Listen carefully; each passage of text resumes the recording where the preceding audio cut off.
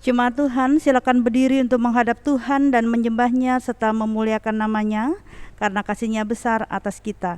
Mari bernyanyi dari KJ 46, baitnya yang pertama dan baitnya yang kelima.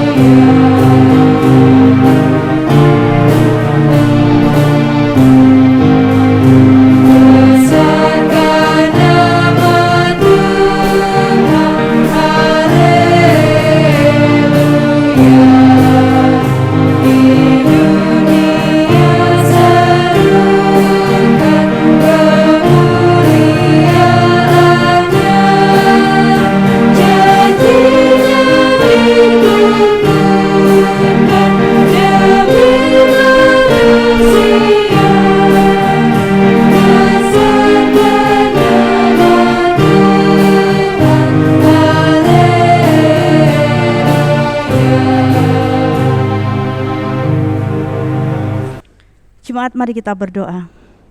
Ya Allah yang maha baik, Bapa yang kami sapa dalam nama Tuhan kami Yesus Kristus, terima kasih atas penyertaan Tuhan yang terus kami rasakan di sepanjang kehidupan kami. Bapa, kami akan memulai peribadahan kami.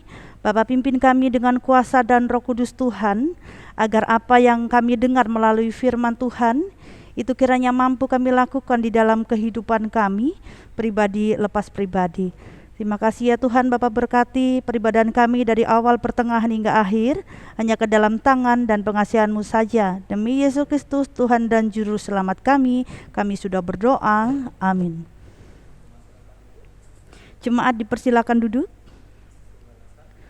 Mari kita membaca Mazmur berbalasan dari Mazmur 47 ayatnya yang ke-7 hingga ayatnya yang ke-10. Bermazmurlah bagi Allah, bermazmurlah. Bermazmurlah bagi Raja kita, bermazmurlah. Sebab Allah adalah Raja seluruh bumi. Bermazmurlah dengan nyanyian pengajaran. Allah memerintah sebagai Raja atas segala bangsa-bangsa. Allah bersemayam di atas tahtanya yang kudus. Para pemuka bangsa-bangsa berkumpul sebagai umat Allah Abraham. Sebab Allah yang empunya perisai-perisai bumi, Ia sangat dimuliakan. Jemaat mari bernyanyi dari KJ 15 baitnya yang kedua dan baitnya yang ketiga. Yeah.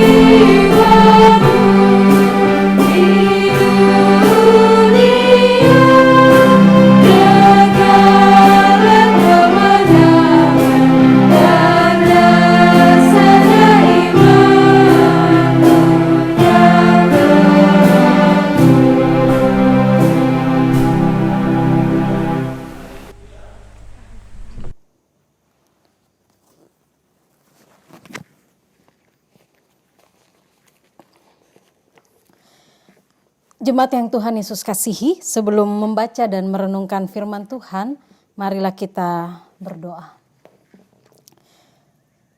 Terpujilah nama-Mu ya Tuhan atas peribadahan saat ini.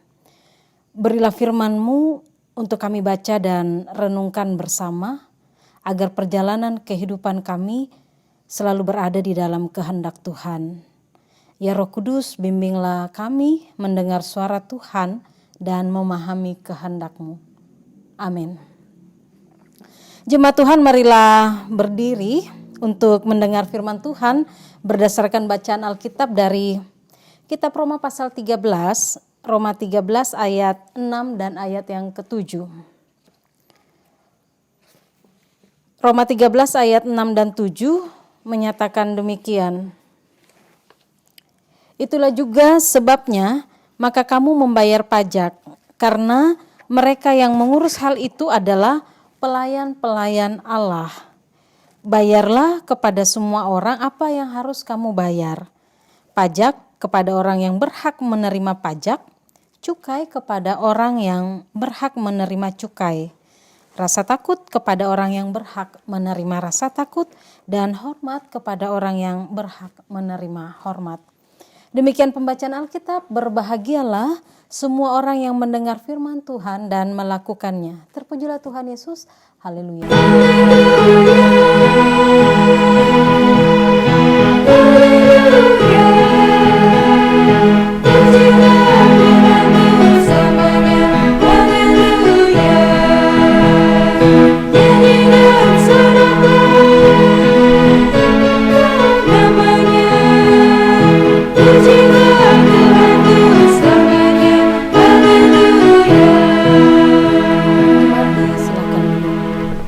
Bapak, Ibu, Saudara, dan anak-anak Tuhan, kehadiran pemimpin, pemerintah, pasti ada di setiap tempat atau wilayah.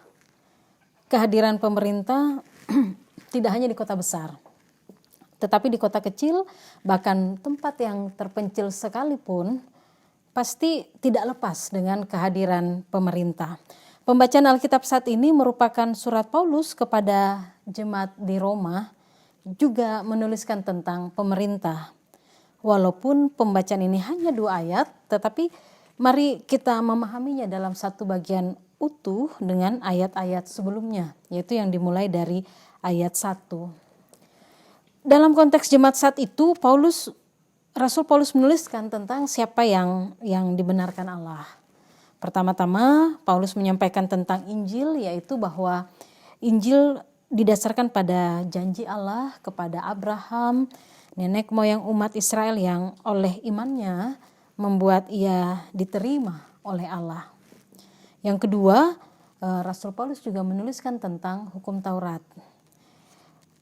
Hukum Taurat yang diberikan kepada Musa dan umat Israel bertujuan untuk menunjukkan bagaimana umat harus menjalani kehidupan mereka. Yang ketiga, perihal keselamatan Allah di dalam Yesus Kristus, yaitu Allah telah mengutus Yesus Kristus untuk menebus dosa dan menjadikan manusia diterima oleh Allah karena iman percayanya. Selanjutnya, Paulus memberikan petunjuk praktis tentang bagaimana pengikut Kristus itu harus hidup bersama dengan sesamanya. Sebab Roma sendiri adalah kota yang ramai dikunjungi, penuh dengan beragam ajaran dan budaya asing yang cukup memengaruhi kehidupan kota Roma, orang-orang Roma, dan apapun ajaran yang hadir dan tumbuh dalam kehidupan saat itu, kebenaran Allah harus tetap dipahami dan tentunya diberlakukan oleh anak-anak Tuhan. Banyak petunjuk praktis yang disampaikan oleh Rasul Paulus, dan salah satu di antaranya yaitu petunjuk yang harus diketahui dan dilakukan terhadap pemerintah. Beberapa penegasan dari pembacaan di kitab Roma pasal 13, yaitu yang pertama di ayat 1 menuliskan bahwa kehadiran pemerintah berasal dari Allah. Kehadiran pemerintah bukan atas kemauan dan kehendak manusia, melainkan kehendak Allah. Karena datangnya dari Allah melalui proses yang berlangsung dalam dunia, maka pemerintah dimanapun berada, ya melaksanakan tugas sesuai kehendak Allah. Tujuannya tentu mendatangkan kebaikan, menghadirkan damai sejahtera Allah, dan mewujudkan keselamatan Allah bagi manusia dan dunia. Yang kedua, terkait dengan pemerintah itu, Bapak Ibu kita juga dapat membaca kata hamba yang digunakan terhadap pemerintah. Dan kata hamba yang dipakai situ menggunakan bahasa Yunani diakonos yang artinya adalah pelayan. Pemerintah sebagai pelayan Allah melaksanakan dan mengedepankan kehendak Allah dalam melayani masyarakat, melindungi mereka dari orang-orang yang berbuat jahat. Lalu di ayat 4 bagian B, Rasul Paulus juga menyebut pemerintah menyandang pedang. Sebagai pelayan Allah bukan berarti pemerintah tidak dapat bertindak secara tegas. Pemerintah menyandang pedang mau menunjukkan kemampuan dan wewenang pemerintah untuk menghukum orang-orang yang jahat. Oleh karena itu, jelaslah penegasan Paulus bahwa jika kita berbuat yang baik, ya kita tidak usah takut terhadap pemerintah. Kecuali jika kita berbuat jahat, karena pemerintah dapat melakukan tindakan tegas penghukuman atas orang-orang jahat. Dengan memahami kehadiran pemerintah sebagai hamba Allah, lalu jemaat di Roma harus memiliki beberapa sikap juga terhadap pemerintah, yaitu takluk kepada pemerintah, tidak melawan pemerintah, dan ikut serta dalam kebijakan-kebijakan atau peraturan yang telah ditetapkan oleh pemerintah. Pembacaan kita menguatkan lagi bahwa sikap yang harus dilakukan ayat 6 dan ayat 7 yaitu membayar pajak. Dengan melihat pada ayat yang keempat, jelas Bapak Ibu Saudara bahwa Rasul Paulus tidak hanya memberi perintah membayar pajak, tetapi ia juga menjelaskan dasar untuk melakukan hal itu.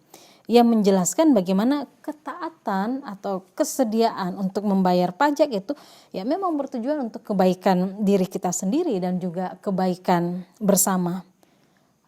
Tentang membayar pajak ini juga dituliskan dalam kitab Injil. Bapak Ibu kalau kita membaca di Matius 22 ayat 21, Yesus sendiri menyampaikan supaya di situ dikatakan berikanlah kepada kaisar apa yang wajib kamu berikan kepada kaisar, dan kepada Allah apa yang wajib kamu berikan kepada Allah. Pajak kepada orang yang berhak menerima pajak dan cukai kepada orang yang berhak menerima cukai di dalam pembacaan ini. Jadi Bapak Ibu Saudara yang mau dikatakan ketaatan untuk membayar pajak kepada pemerintah, ini tentu mau menunjukkan juga sekaligus di dalamnya ketaatan kita kepada Tuhan. Identitas sebagai warga kerajaan Allah tidak bisa kita pisahkan dengan kewargaan di dunia.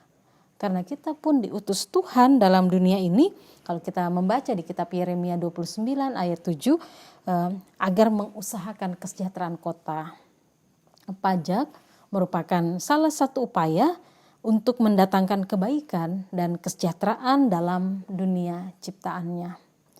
Di pasal 12, Bapak Ibu Saudara, Rasul Paulus menguraikan ciri khas dan sikap kasih sebagai tanda orang yang melakukan kehendak Allah. Dan kita membaca dalam pasal itu bahwa kasih akan membalas kejahatan dengan kebaikan.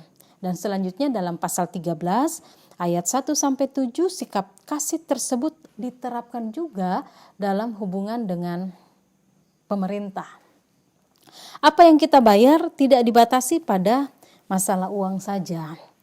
Tapi dengan menempatkan posisi atau kehadiran pemerintah sebagai hamba Allah, maka di dalamnya menuntut kita untuk juga memberikan rasa takut dan hormat kepada pemerintah.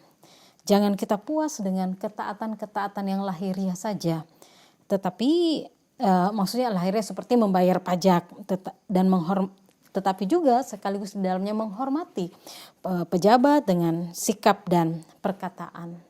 Ayat 6 dan 7, khususnya ayat 7 mewajibkan kita sebagai anak-anak Tuhan untuk memiliki sikap yang lebih dalam dari itu. Karena pemerintah adalah pelayan-pelayan Allah. Tindakan yang demikian menjadi bentuk nyata, Ibu Bapak, ketika kita memberikan rasa hormat, takut, menjadi bentuk nyata partisipasi kita juga di dalam dunia tetapi tidak serupa dengan dunia. Itu yang dituliskan dalam kitab Roma 12 ayat 2. Sebab dunia ini pun adalah panggung kemuliaan Allah. Memang saat itu dalam sebuah buku tafsir disampaikan bahwa ada juga golongan selot di mana mereka yakin tidak ada upeti yang harus dibayarkan kepada siapapun kecuali kepada Allah. Ya, dengan surat Rasul Paulus ini mau menunjukkan bahwa ya sikap yang dikehendaki Allah, kekristenan dan kewarganegaraan yang baik tentu akan berjalan bersama-sama. Sebagai bangsa yang terus menata kehidupan bersama di bumi ciptaan Tuhan, supaya damai sejahtera Allah dapat terwujud di dalamnya, Bapak Ibu Saudara dan anak-anak Tuhan, marilah firman Tuhan ini mengajak supaya kita menyadari dan menghormati pemerintah yang sudah ada dan yang akan hadir dalam perjalanan kehidupan selanjutnya di tengah negara dan bangsa ini. Mereka sebagai hamba Allah yang ditetapkan untuk menata dan membangun kehidupan negara dan bangsa yang kita cintai. Menjadi panggilan gereja di dalam negara dan dunia ini sebagai rekan sekerja tentunya yang ikut membantu terwujudnya persatuan Indonesia dan patuh terhadap ketentuan pemerintah yang telah diputuskan dalam hikmat Allah. Jika pada zaman Paulus salah satu kepatuhan yang disampaikan yaitu pada hal pembayaran pajak, zaman sekarang ada begitu banyak peraturan yang ditetapkan untuk dipatuhi juga oleh warga. Sebagai contoh, dalam kondisi pandemi COVID-19 harus mengenakan masker, harus mengurangi mobilitas, menjaga jarak, mencuci tangan dengan sabun, dan menghindari kerumunan. Ketika kita menerapkannya ya tentu hal ini untuk kebaikan diri kita dan juga sesama serta dunia ciptaan Tuhan. Marilah menjadi warga yang patuh, taat agar kepatuhan dan ketaatan itu mendatangkan berkat. Dan tentunya rancangan damai sejahtera Allah dapat terwujud melalui kehadiran pemerintah. Gereja yang menjadi garam dan terang bagi dunia adalah gereja yang juga akan menyampaikan suara Allah apabila terdapat hal-hal di luar kehendak Allah. Tersedia begitu banyak wadah untuk menyampaikan aspirasi kepada pemerintah dalam kerangka perbaikan sesuai dengan kehendak Allah. Oleh karena itu, Bapak Ibu Saudara, janganlah melupakan peran hikmat Tuhan untuk dimiliki setiap orang, pemerintah dan juga warga negara sekaligus gereja yang ada di dalam negara dan bangsa ini. Dengan hikmat Tuhan, pastilah pemerintah dan kita semua sama-sama memenuhi kewajiban masing-masing bersama melayani atau memberi pelayanan yang terbaik kepada Allah yang memanggil dan menetapkan kita. Dalam bagian ketiga dalam proses pengadaan diaken dan penatua di GPIB masa tugas 2022-2027, baiklah kita memahami juga bahwa diaken dan penatua juga adalah orang-orang yang Allah tetapkan. Mereka diaken dan penatua bukan hadir dengan sendirinya dan juga dengan semaunya. Diaken dan penatua adalah orang-orang yang nantinya kita pahami, kita ketahui bahwa mereka adalah pelayan Allah. Memang mereka juga adalah pejabat gereja dalam fungsi dan tugas khusus, tetapi jangan hanya melekat pada kata pemimpin di gereja atau pejabat gereja, melainkan tetap mendudukkannya atau menyandingkannya sebagai pelayan Allah. Artinya diaken dan penatua mereka adalah pemimpin yang melayani sekaligus pelayan yang memimpin. Oleh karena itu para presbiter dalam hal ini diaken dan penatua malah harus menjadi teladan untuk berpartisipasi dalam kegiatan pemerintah yang mendatangkan kesejahteraan. Dan sekaligus Tuhan pakai diaken dan penatua untuk berbicara dan mengarahkan warga jemaat untuk memenuhi kewajiban sebagai warga negara yang baik. Amin.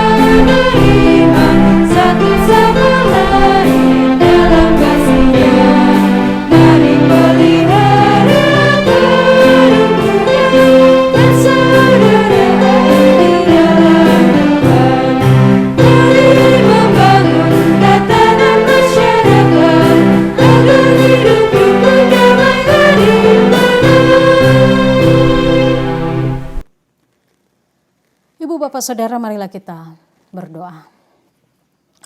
Tuhan Yesus, kami bersyukur atas kehadiran pemerintah yang Engkau karuniakan dalam kehidupan negara dan bangsa, bahkan dunia ciptaan-Mu.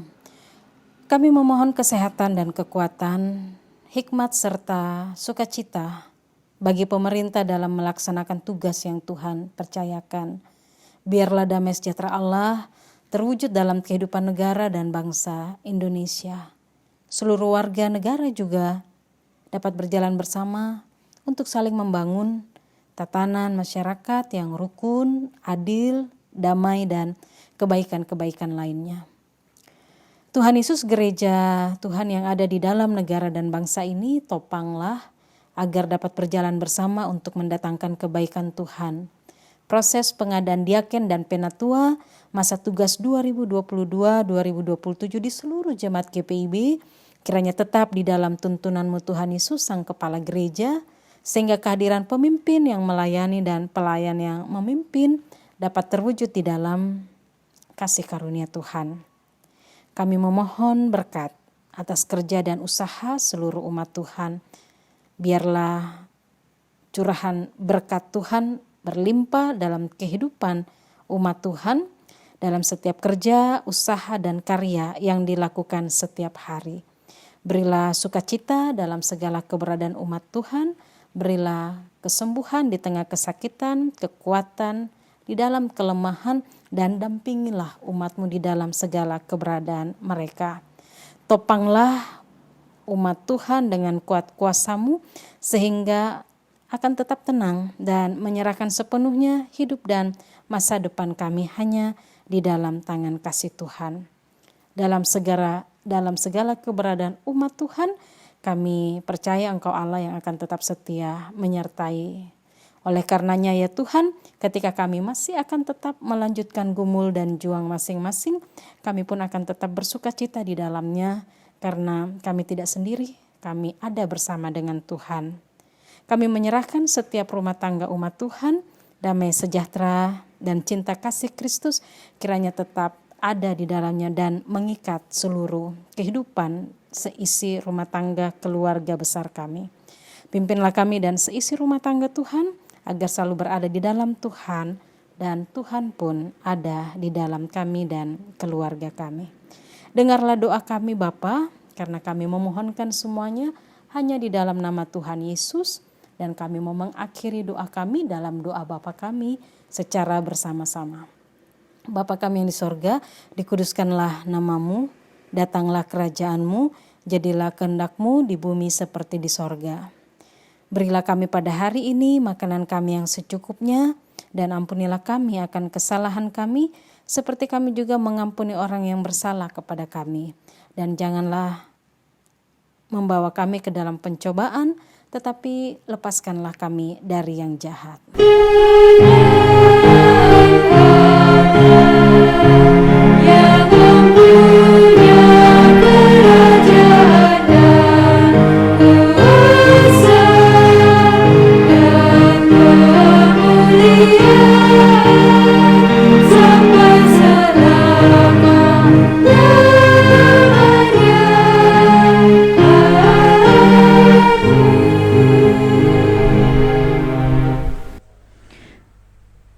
Jemaat yang dikasihi Tuhan, marilah kita mengungkapkan syukur dengan hati penuh dan tangan kita. Pemberian kita ditentukan bagi kemuliaan-Nya. Tuhan memberkati pemberian saudara. Mari bernyanyi dari KJ 288, baitnya yang pertama dan baitnya yang kelima. Kita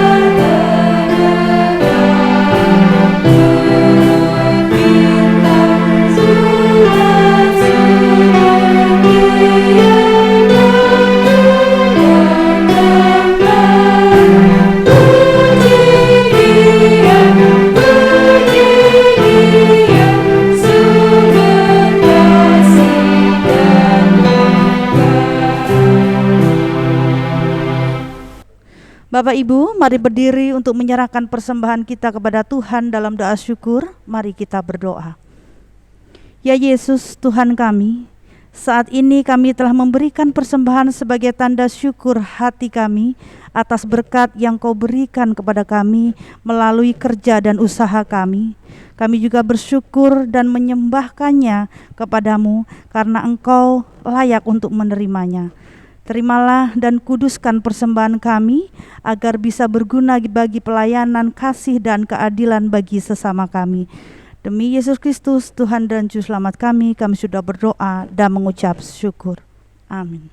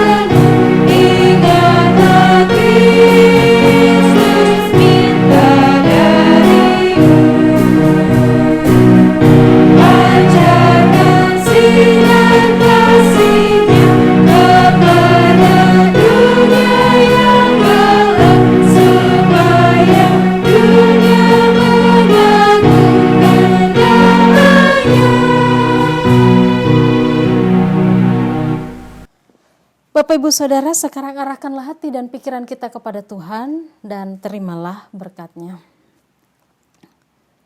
Tuhanlah penjagamu, Tuhanlah naunganmu di sebelah tangan kananmu. Matahari tidak menyakiti engkau pada waktu siang atau bulan pada waktu malam. Tuhan akan menjaga engkau terhadap segala kecelakaan. Ia akan menjaga nyawamu. Tuhan akan menjaga keluar masukmu dari sekarang sampai selama-lamanya.